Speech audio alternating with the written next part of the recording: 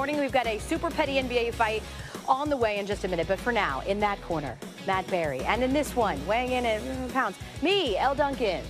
Well done. Madison Square Garden will be lit up tomorrow night for a boxing main event, a classic Saturday night fight night. But last night you could argue there were undercards in every sport. You could. Walk with me, Hilton Head, South Carolina. Let's see what went down last night between Kevin Durant and Patrick Beverley. First undercard of the night, Game 3. You know the storyline by now. These two been jawing back and forth.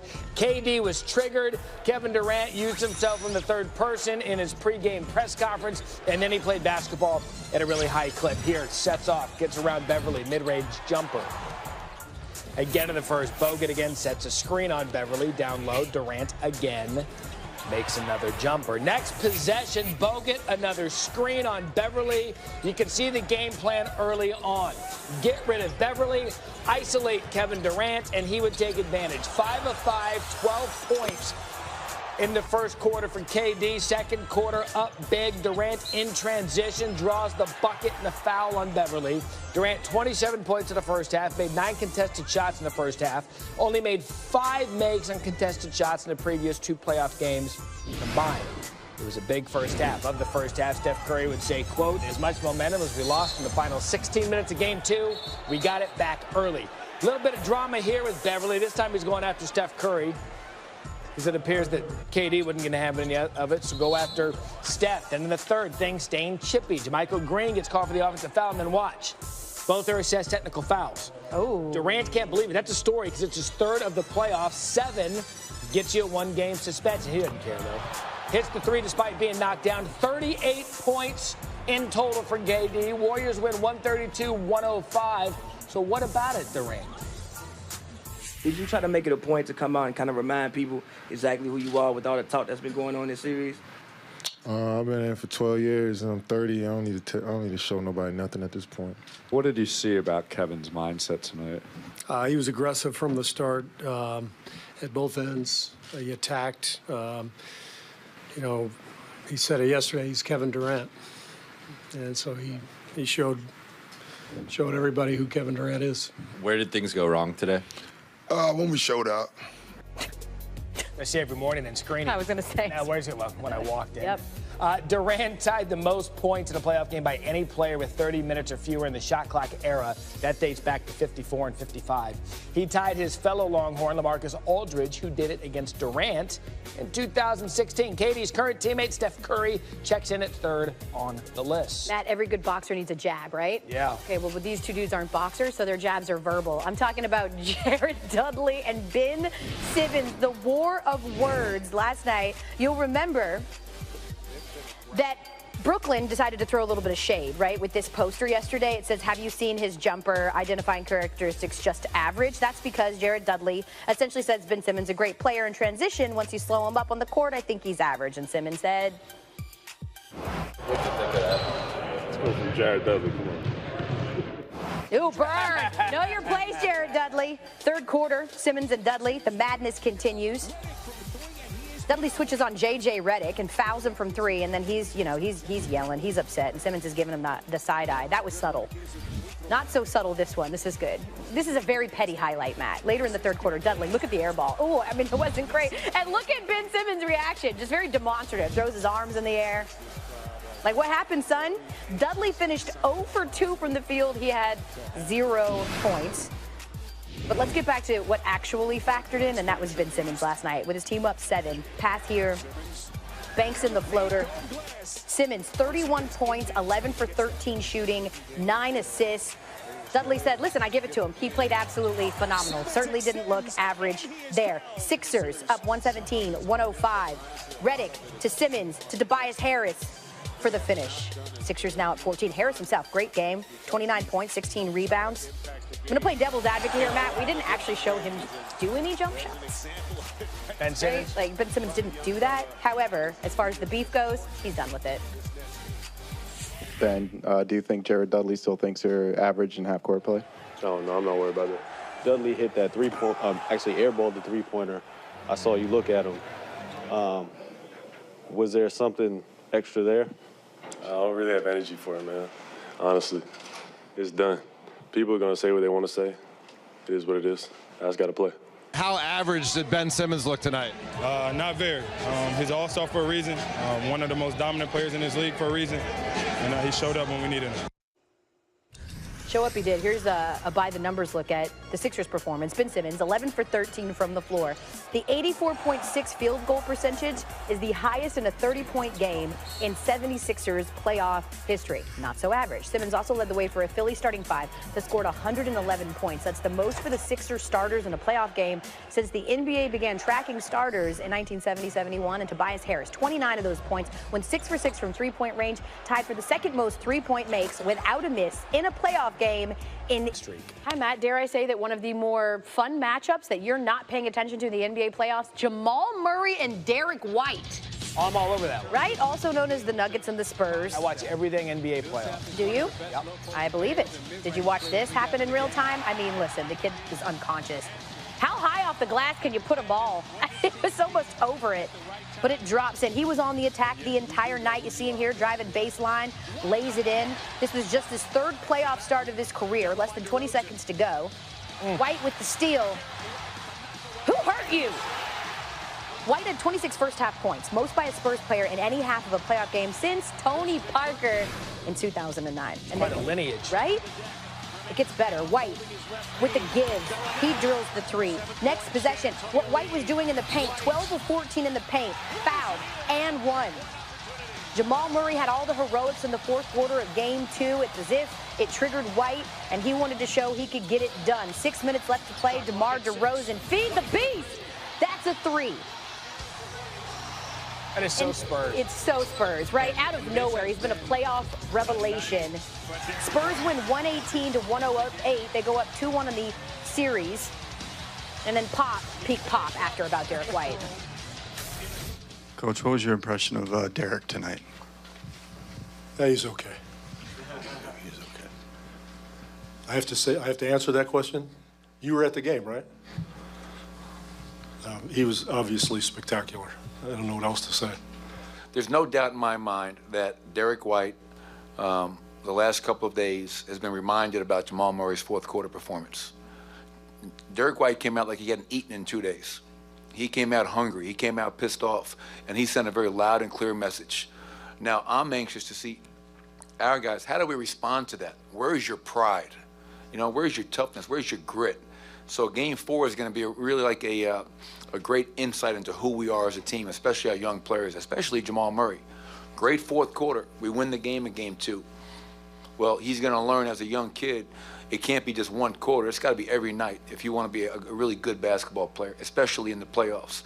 And that's going to be part of his development and a part of his maturation, and I have to help him with that.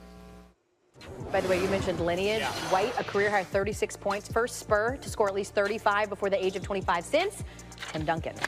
Also, Derek White, as I mentioned, lived in the paint. Last 20 postseasons, we've only seen Kobe Bryant, Dwayne Wade, and Kyrie Irving score more points in the paint over a single game.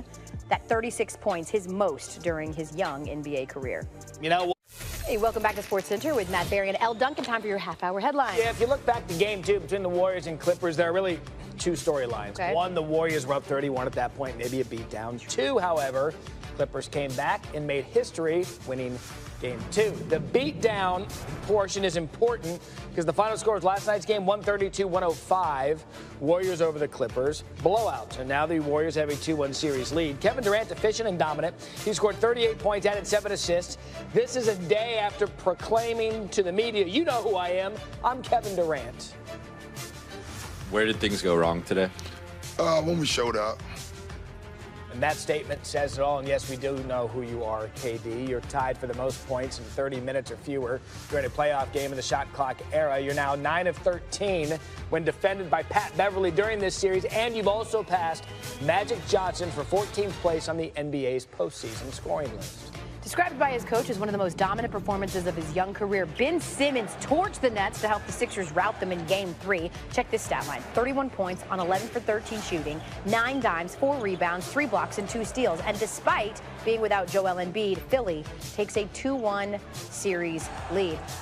Rhetorical question here, Matt. Is the most unstoppable player in the postseason Derek White? Yes. Right? The Spurs guard in just his 3rd playoff start puts up a career-high 36 points, has 5 assists, 5 boards, 3 picks, and a block to lead the Spurs to a Game 3 win over the Nuggets, putting his team up 2-1 in the series.